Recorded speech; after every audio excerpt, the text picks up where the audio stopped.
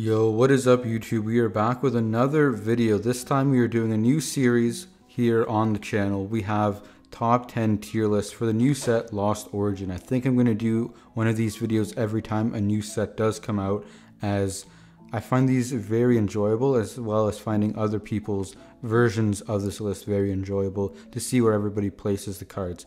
So we're going to start off with our honorable mentions. We're going to start off with Arc Phone. The text on this is look at the top card of your deck, then return it to the top of your deck. You may choose one of your face down prize cards and switch it with the top card of your deck. The reason this isn't in the top 10 is because I think there's way better cards in the top 10 that are going to be good now. I think Arc Phone has huge potential in the future, because you never know what's going to get printed. All we need is one good combo piece for this card to be printed, and this card is going to be insane. Now, the main way you would stack your deck legally is with a Rangaroo from Sword and Shield base set, but that is rotating soon in the next rotation. But we do have, which will be in format still once rotation does happen, is Switching Cups, which is the same thing as a Rangaroo's ability, except it's on an item card. Same thing, different combo pieces. I think that card's going to be very good in the future. The next card that is in the honorable mentions is Drapion V. Basic Dark Pokemon, hits for 190, one-shots Mew. The ability on Drapion V is Wild Style. This Pokemon's attacks cost 1 colorless less for each of your opponent's Single Strike, Rapid Strike, and Fusion Strike Pokemon in play.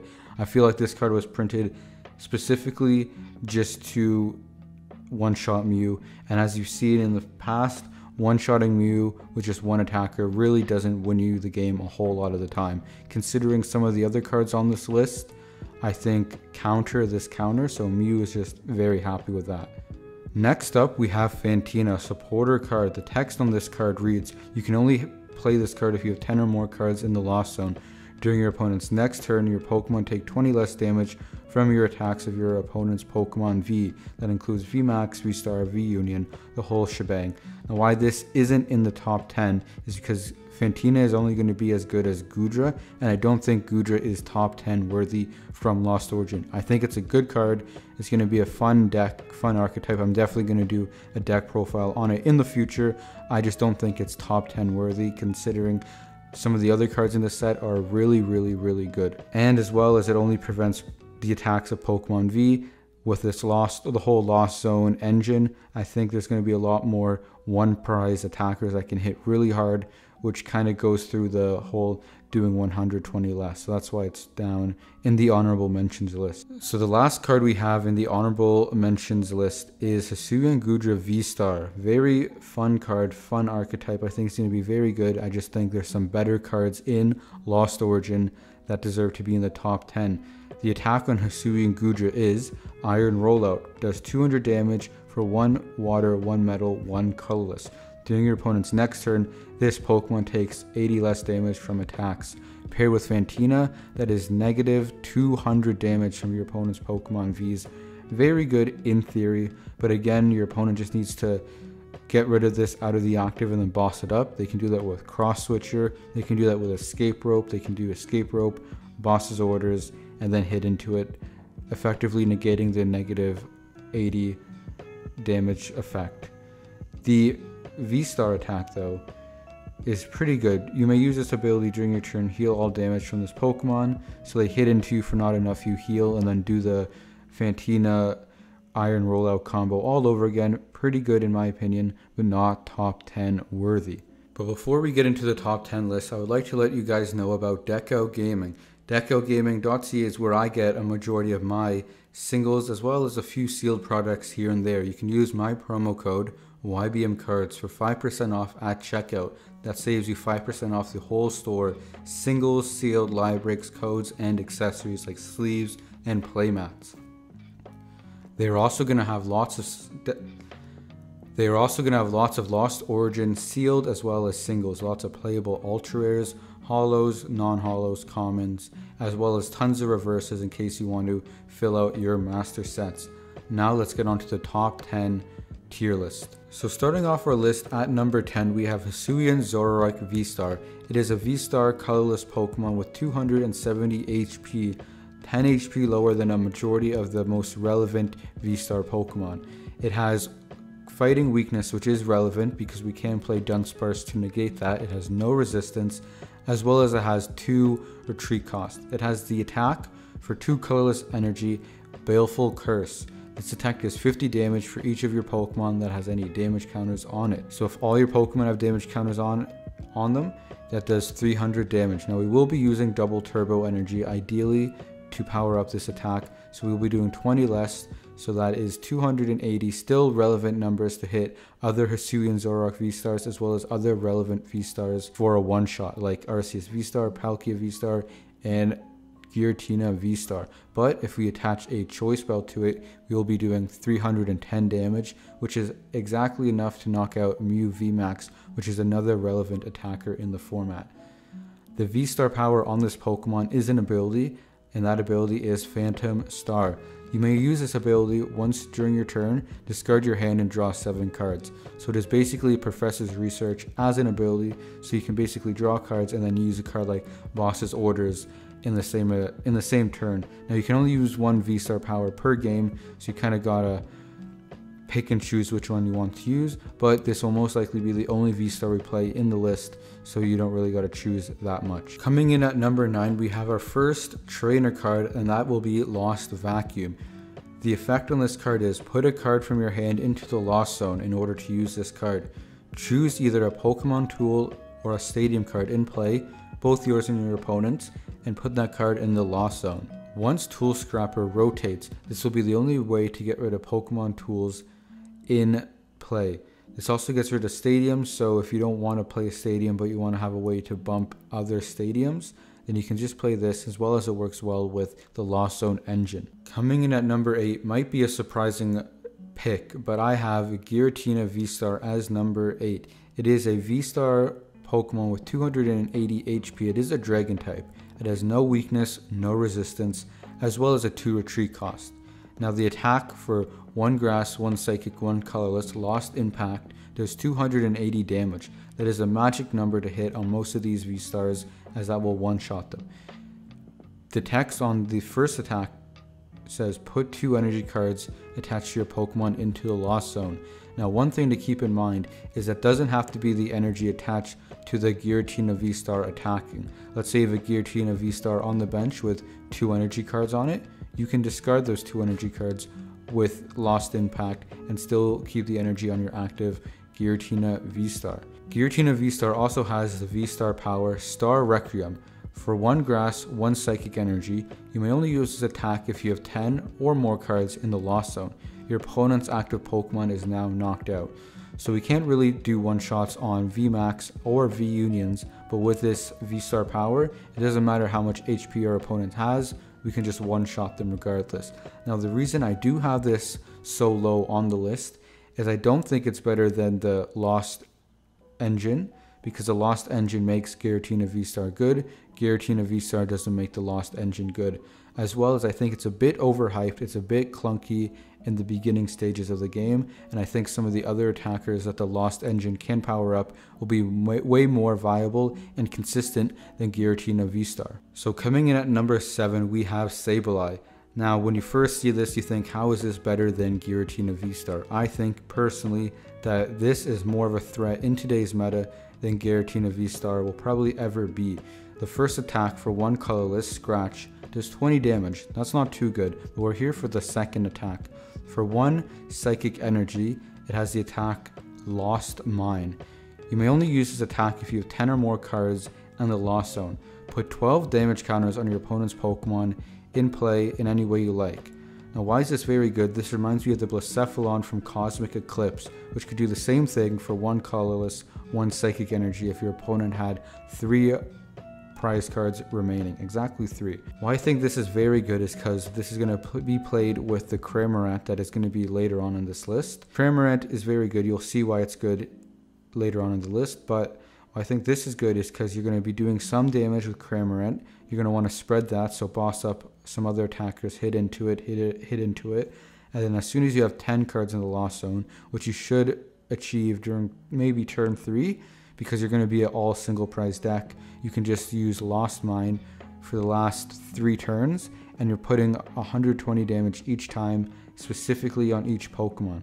Now why I think this is very good is we don't play a lot of healing Pokemon in the format right now. That may change depending on how good this Sableye is. Now why I think this is very good is because you can knock out a lot of Sobble engines all at once. Now your opponent is probably going to play scoop up nets to pick up the Sobbles before you can knock them out, and that is perfectly fine because they only play 4 scoop up nets majority of the time, 4, maybe even some less. Now why is this good is because they're going to run out of scoop up nets eventually, and then eventually you're going to knock out all their Sobbles, probably taking 4 prizes in 1 turn, and then you just need to knock out 1 V or 1 Vstar, which I think is very doable. Since you're a 1 prize deck, you can afford to take some turns off because you're going to be up trading a lot, especially if you're taking multiple prizes in 1 turn.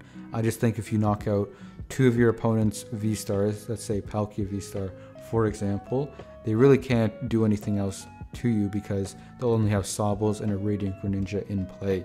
Now obviously you're going to run something like Manaphy to prevent the bench sniping of the Radiant Greninja, or if they bench 3 Palkias, then you just target their Sobbles, less consistency. If a Palkia or a Sobble engine deck in general can't use their Sobbles, they kind of just lose because they can't find the cards they need when they need it. So coming in at number 6, we have Colress's Experiment. This is one of the main pieces in the whole Lost Zone engine. The effect on this is, look at the top 5 cards of your deck, put 3 of them into your hand, put the remaining cards in the Lost Zone. So you're going to look at the top 5, you're going to take the 3 best ones, and the 2 dookie ones or the 2 worst ones, you're going to throw them into the Lost Zone, adding more cards into the Lost Zone so we can take advantage of other cards that can only be played if we have X amount of cards in the Lost Zone. It is a supporter, but it is basically a draw supporter. Paired up with the Comfey, you can technically, if you use 1 Comfey, 1 Colress, you can put 3 cards into the Lost Zone per turn.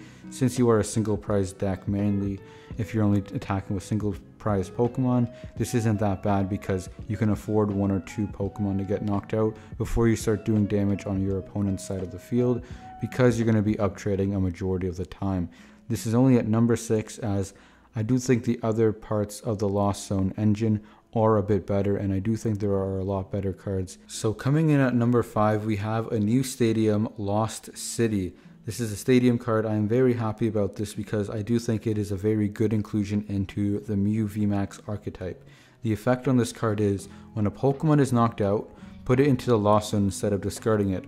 All non-Pokemon cards attached to that Pokemon are discarded. Why do I like this so much? Is because effectively we can just Lost Zone any of our opponents' one of dark attackers that they use to counter us, like Baby Galarian Moltres. We put that into the Lost Zone, and now they can't just Clara it back. As well as a card that was in the honorable mentions, Drapion. They're probably only going to play 1 Drapion, so we'll knock out our Mew VMAX. We'll return KO that Drapion, putting it straight into the Lost Zone, and they will have no more counter for us, and we can just steamroll them. Now why I think this card is very, very good is because it says when a Pokemon is knocked out. It doesn't say active Pokemon. So what I'm thinking of in Mew VMAX is playing the Ice Cube that does 40 damage times each Fusion Strike energy on your board to one of your opponent's Pokemon. Simply we get our Mew VMAX set up, we put the Ice Cube on the bench, we have 2 to 3 Fusion Strike energies in play, and then we just start sniping Sobbles. So a Sobble engine that's probably going to play the Baby Galarian Moltres or the Drapion to counter. We just snipe a Sobble, snipe a Sobble, snipe a Sobble, and snipe a Sobble, putting all 4 Sobbles into the Lost Zone. So now they have no way to draw cards. This also works with Babarrels. We can do it to Babarrels. We can do it to anything, honestly, as long as they don't play a Manaphy to stop us. And if they do play a Manaphy to stop us, well, then we just bosses up the Manaphy, knock it out, put that into the Lost Zone. No more getting that back. And then we get back onto our strategy of destabilizing their engine of their deck. And then if they can't get their Drapion, or they can't search out their pieces for the Baby Galarian Moltres, they can't counter us, and we are just going to steamroll right over them. That is why I think Lost City is in number 5, very high on my list, but I do have to respect that some of the new cards that are going to be good in other archetypes, as well as creating new archetypes, will place a bit higher than Lost City. Kind of just have to take off my Mew VMAX nostalgia goggles and look at the facts, look at the statistics. So coming in at number 4 is we have the fabled cremerant. It has the ability Lost Supply. If you have 4 cards or more in your lost zone, ignore all energy cost in this Pokemon's attacks. Now why is this good? Because we can get 4 pretty easily. That's 2 Comfeys, 1 Colress's Experiment, and then we can start swinging. It has the attack for 2 water, 1 colorless. I forgot to put the attack in the slide, but I'll just tell you anyways. It has the attack Conveying Spit. It does 110 damage.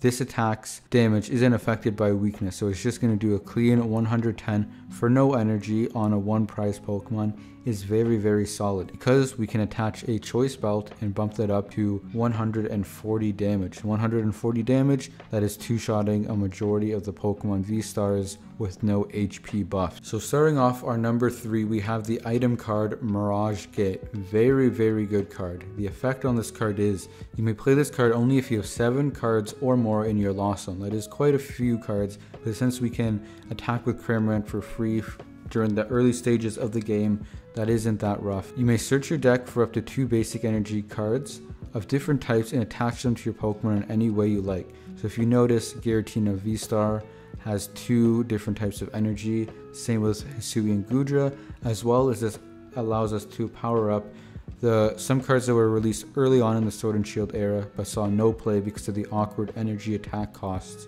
and those are going to be the amazing rares. Majority of the amazing rares are good. I specifically like the amazing rare Reshiram, as well as the amazing rare Yveltal, Raikou, and Kyogre. Obviously I like the amazing rare Rayquaza, but that is more of a collector's piece in my opinion, because the other amazing rares just do more damage, so that's why I think they're a bit better. As well as Mirage Gate allows us to power up any other archetypes that may be forgotten or may come back in the future. Very versatile card, as this will be good in a lot of decks, especially those with awkward energy attack costs. So coming in at number 2, we have Comfey. A lot of people would put this as number 1. I put it as number 2 just because the card I put at number 1 I think is absolutely broken. Comfey is a 1 prize basic Pokemon with 70 HP, weak to metal, 1 retreat cost, not too important. The ability is what we're here for. Flower selecting. Once during your turn, if this Pokemon is in the active spot, you may look at the top 2 cards of your deck, put one of them into your hand, put the other card into the lost zone. So this fuels the lost zone requirements for some attacks like Sableye, like Giratina Vstar's V-Star power, as well as using Mirage Gate. It also has the attack for 1 psychic, 1 colorless, 30 damage. Not too good. This is basically here just for the ability. Now I think this is the best card in the Lost Zone engine to get it powered up.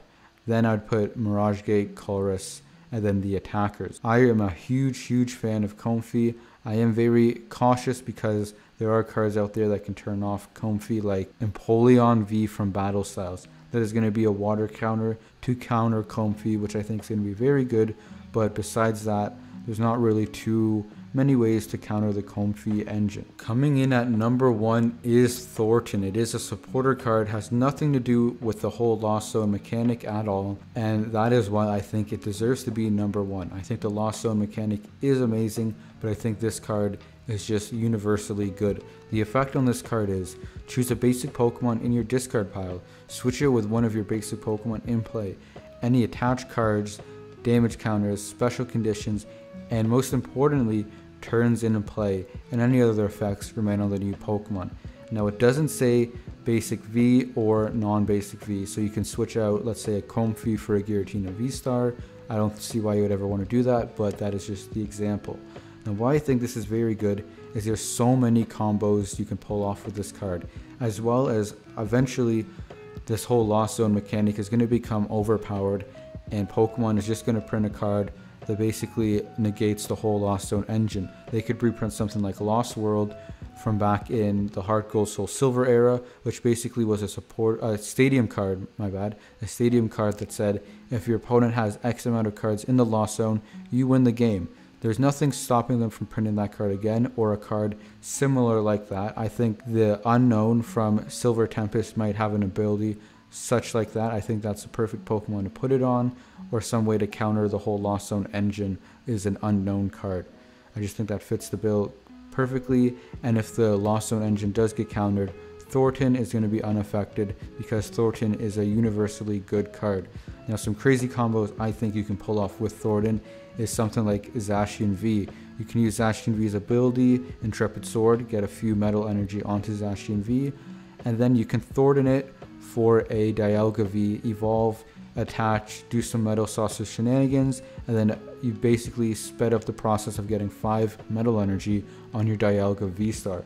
There are some other combos like Regigigas, but you put a few amazing rares in your list.